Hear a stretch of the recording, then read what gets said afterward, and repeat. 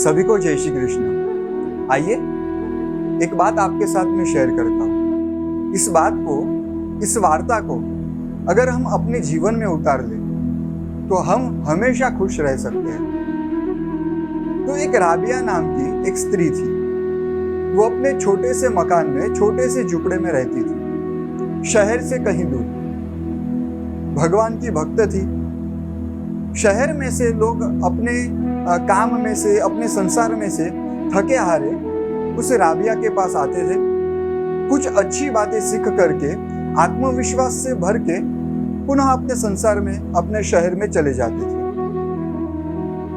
लोग हर शाम को उसके पास आते, सत्संग करते थे। एक बार राबिया अपने घर के बाहर, अपने आंगन में कुछ ढूंढ रही थी धूल में।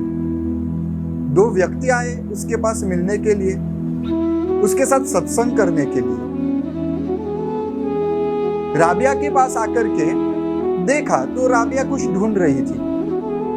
उन्होंने सोचा कि इस धूल में राबिया क्या ढूंढ रही है। जाके राबिया से पूछा कि आप क्या ढूंढ रही हो, क्या हम आपकी मदद कुछ कर सकते हैं क्या? राबिया ने कहा, हाँ, मैं अपनी सुई जो गिर गई है वो ढूंढ रही हूँ।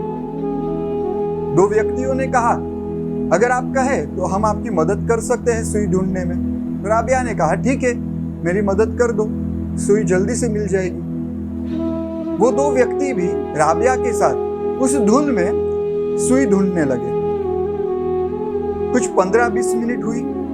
वो दो व्यक्ति सुई ढूंढते ढूंढते थोड़े से थके। उन्होंने सोचा कि इस धूल में तो सुई कहाँ मिलेगी। राबिया से कहा कि राबिया, आपको इस सुई का क्या काम है?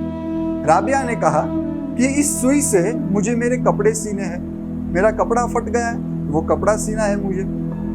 दो व्यक्ति ने कहा कि ठीक है, चलो हम आपको और ढूंढने में सहायता करते हैं। और थोड़ी 15-20 मिनट तक उन्होंने सुई को ढूंढा, लेकिन सुई मिली नहीं।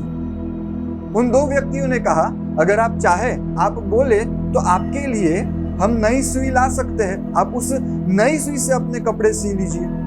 राबिया ने कहा कि नहीं, मुझे यही सुई चाहिए, मैं इसी सुई से, जो सुई गुम हुई है, उसी सुई से मैं अपने कपड़े सीना चाहती हूँ। दो व्यक्तियों ने सोचा कि ठीक है, चलो एक और बार कोशिश करते हैं, शायद मिल जाए सुई तो वो अपने कपड़े सी सकती है। वापस दोनों उस सुई ढूंढने में लग गए। 1 घंटा निकल गया। धीरे धीरे सूर्यास्त भी होने लगा, अंधेरा छाने लगा। अब तो वो दोनों थोड़े गुस्से से बोले कि राबिया, तुम्हें कुछ पता भी है? इस धूल में, इस अंधेरे में ये सुई कहां से मिलेगी? पहले तो ये बताओ कि आपकी सुई यहाँ पर गुम हुई है भी नहीं, क्योंकि हम कब से ढूंढ रहे, अभी तक सुई नहीं मिली। तो राबिया ने कहा, अरे मुझे अभी याद आया, मेरी सुई तो मेरे घर में गिरी हुई है। अब वो दोनों को और ज्यादा गुस्सा आया।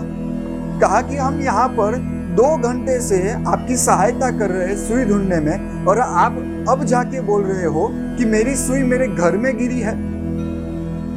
तो जो चीज जहां पर गिरी है वहीं पर ढूंढने से तो मिलेगी।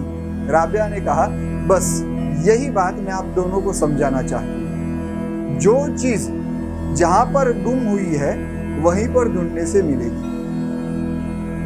हम अपने जीवन में आनंद को ढूंढते हैं। हमारे जीवन में आनंद नहीं है, हमारे जीवन में शांति नहीं है। कहां पर ढूंढते हैं? बाह्य संसार में, बाहरी दुनिया में हम आनंद को ढूंढते हैं, हम शांति को ढूंढते हैं। हम शांति प्राप्त करने के लिए, शांति की खोज में हम कहीं दूर दूर जाते हैं, लेकिन वहीं पर हमें शांति नहीं मिलती और वहां से अशांत होकर के हम वापस लौटते हैं।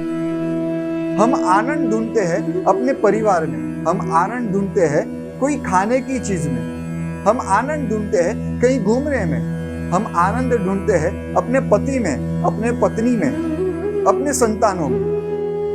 लेकिन परिणाम क्या आता है? जो आनंद, जो चीज हमें चाहिए, वो अपनी पत्नी में से, पति में से, अपने परिवारजनों में से नहीं मिल पाती।